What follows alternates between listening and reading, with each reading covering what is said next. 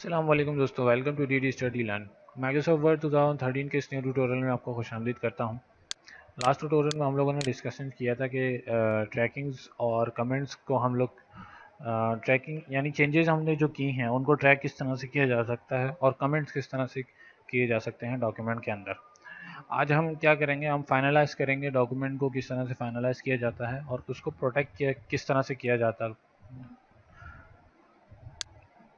Protection जो है वो काफ़ी तरह की है, वो देख लेते हैं। अभी हम लोग इसको मार्क कर लेता हूँ। सबसे पहले मैं उसको सेव कर देता हूँ यहाँ से। अब हमने जो पैराग्राफ वाला डॉक्यूमेंट था उसको ओपन कर लेते हैं। अब इसको फाइनलाइज करते हैं हम लोग और फाइल में जाते हैं।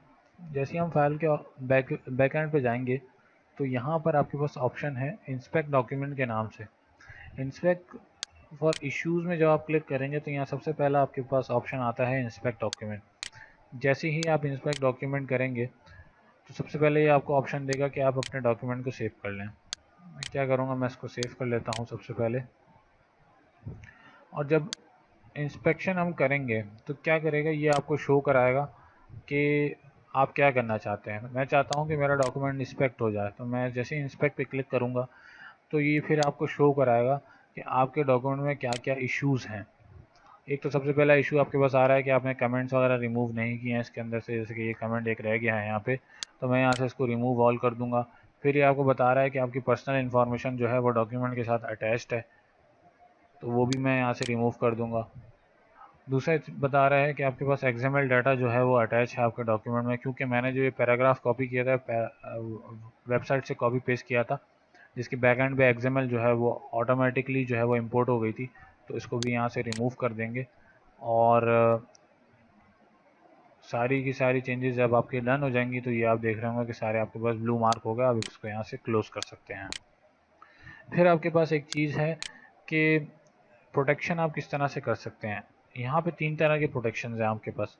पहली प्रोटेक्शन है कि आप अपने डॉक्यूमेंट को रीड ओनली में कन्वर्ट कर दें, यानी कि जब कोई डॉक्यूमेंट ओपन करेगा तो वो हमेशा ओपन होगा रीड ओनली स्टेट के अंदर।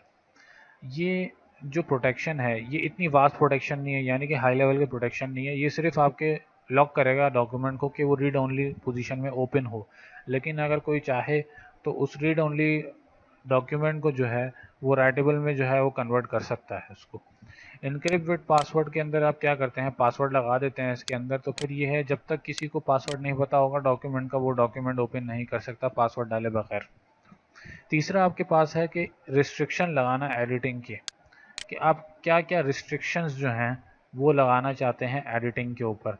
Allow only this type of editing in document और limit formatting to the section of style. इसमें क्या है, इसमें आप अपनी यानी कि सारी की सारी ट्रैकिंग्स बताते हैं कि आपको क्या क्या रिस्ट्रिक्शंस लगानी हैं कि वो रिस्ट्रिक्शंस जो है ना अप्लाई हो जाए और आपका डॉक्यूमेंट जो है वो प्रोटेक्ट हो जाए। लिमिट कर सकते हैं आप यहाँ से कि कोई इसके अंदर ट्रैकिंग चेंजेस ना कर सके और कोई डॉक्यूमेंट के अंदर जो है वो चेंजेस यानी कि बाकी कोई एडिटिंग वगैरह या फॉर्मेटिंग वगैरह की चेंजेस ना कर सके। तो ये फ़ायदा है इस थर्ड ऑप्शन का।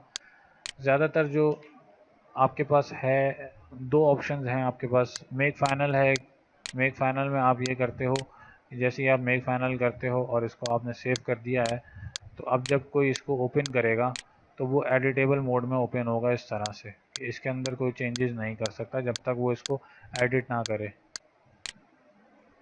आपने देखा कि कोई एडिटिंग नहीं हो रही इसके अंदर।